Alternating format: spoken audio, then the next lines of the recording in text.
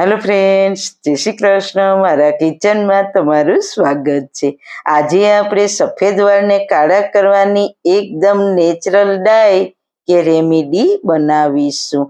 આ ફૂલોને તમે જોયા જ હશે, લગભગ બધાના ઘરે હોય જ છે. શેરીમાં, બગીચામાં બધે જ હોય જ છે.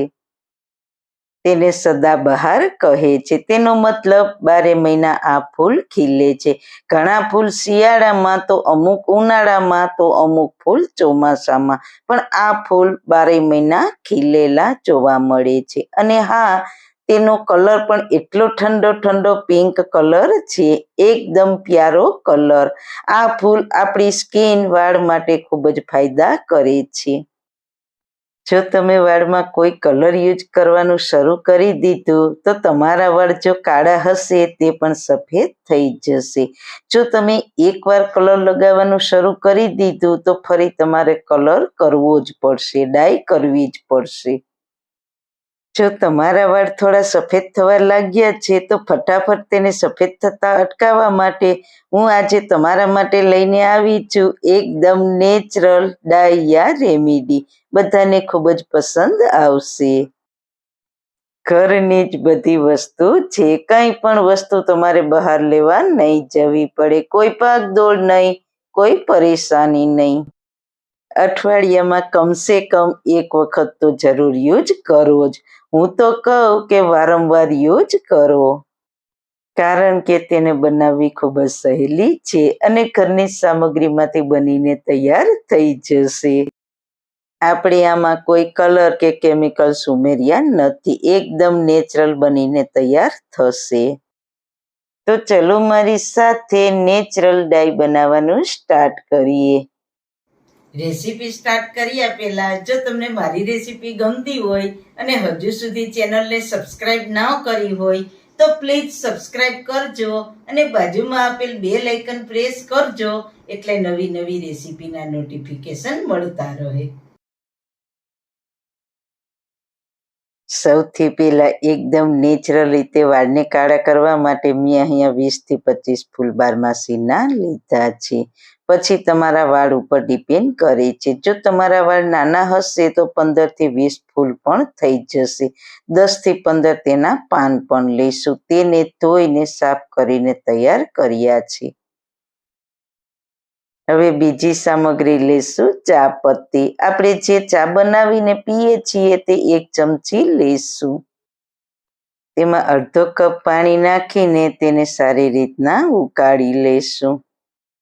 ગેસની સ્લો ફ્લેમ ઉપર ઉકાળીશું. એકદમ કાળો કલર આવે ત્યાં સુધી તેને પકાવીશું. પાણી ઉકળીને એકદમ સરસ કાળો કલર આવી ગયો છે. હવે ગેસની ફ્લેમ બંધ કરી દેશું અને ઠંડુ થવા દઈશું.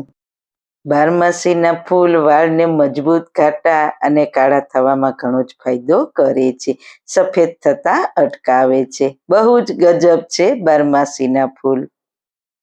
અને હા, જો તમારે બીપીનો પ્રોબ્લેમ હશે તો સાંજે તમે 5-6 ફૂલ અને 5-6 પાનને વાટીને પાણીમાં પલાળી દેવાના. સવારે નરણા કોઠે તે પાણી પીશો તો ખૂબ જ ફાયદા થશે. હવે લેશું મિક્સર જાર. તેમાં ફૂલ અને પાનને લેશું. 1 ચમચી આમળાનું છીણ લઈશું. જો તમારી પાસે પાવડર હોય તો તમે પાવડર પણ લઈ શકો છો. આમળામાં વિટામિન સી ભરપૂર હોય છે. આમળા વાળને કાળા, લાંબા, સિલ્કી કરવામાં ખૂબ જ ફાયદા કરે છે. છેલ્લે આપણે ચાનું પાણી ઠંડુ થઈ ગયું છે તે લઈશું. આ બધી જ વસ્તુને પીસી લઈશું. એકદમ સરસ પીસાઈ ગયું છે. હવે તેને ગરણી વડે ગાળી લઈશું. તમને ખબર જ છે, ચા પત્તીને તમે કપડા ઉપર રાખશો તો તેનો કલર કપડામાંથી જશે નહીં. તો ચા પત્તીનો કલર આપણા વાળમાંથી પણ નહીં જાય. ધીરે ધીરે બધા જ વાળ કાળા થઈ જશે. સફેદ તો વાળ બિલકુલ નહીં રહે. આપણે હજી આમાં ઉમેરીશું કોફી પાવડર. તેને સારી રીતના મિક્સ કરી દઈશું. બસ 3-4 સામગ્રીને મિક્સ કરીને બની ગઈ નેચરલ ડાય. તો તેને લગાવીને 1 થી 1.5 કલાક રાખીને વાળને વોશ કરી લેવા. જો તમારી પાસે ટાઈમ હોય ને વધારે સમય રાખો તો પણ ચાલશે. પણ જો તમારા વાળ વધારે સફેદ છે તો કોઈ જ ચિંતા નહીં. આ ડાયને લોખંડની કડાઈમાં 3-4 કલાક ઢાંકીને રાખી દઈશું. 4 કલાક બાદ જુઓ, આ મિશ્રણ એકદમ બ્લેક થઈ ગયું છે, કારણ કે તેમાં આયરનના તત્વો મિક્સ થઈ ગયા છે. આમ કરવાથી આપણી એકદમ સરસ હેર ડાય બનીને તૈયાર થઈ જાય છે. આમાં આપણે કોઈ કલર કે કેમિકલ્સ ઉમેર્યા નથી, એકદમ નેચરલ ડાય છે. તો જરૂર એક વખત ટ્રાય કરજો. બસ આ રીતે વાળમાં લગાવીને 1 થી 1.5 કલાક પછી વોશ કરી લેવાના. આ હેર ડાય તમને કેવી લાગી તો કોમેન્ટ કરીને જરૂર જણાવજો.